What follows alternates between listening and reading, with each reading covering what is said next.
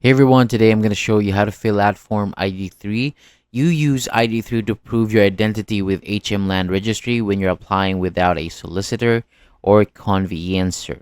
So this helps prevent property fraud, so make sure everything you give is true. False details could be fraud under the Fraud Act 2006 or 2006. So use ID3 if your identity is checked by an authorized professional listed in Section 2.1 and practice Guide 67. So some applications don't need ID checks, so those exceptions are also in Practice 67.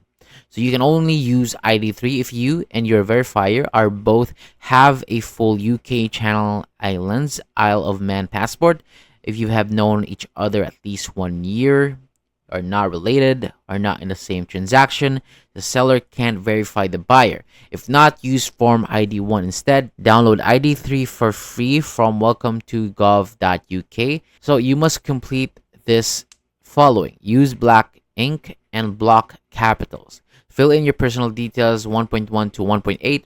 1.4 is tick if your name changed and add the date, or take no change.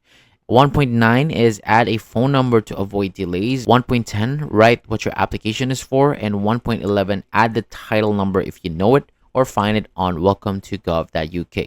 And 1.12, write the full property address. Check everything, then sign and date. It must be within 3 months of submitting. So part 2, verifier completes. So bring your completed form and your passport. So the verifier fills 2.1 to 2.5, then signs and dates it.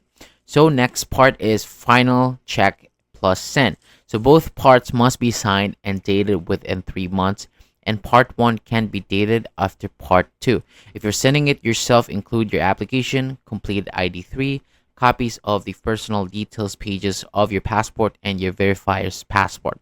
Send to the HM Land Registry Citizen Center. Search HMLR address. So that's it. Thank you so much for watching. For more videos like this, hit the subscribe button below.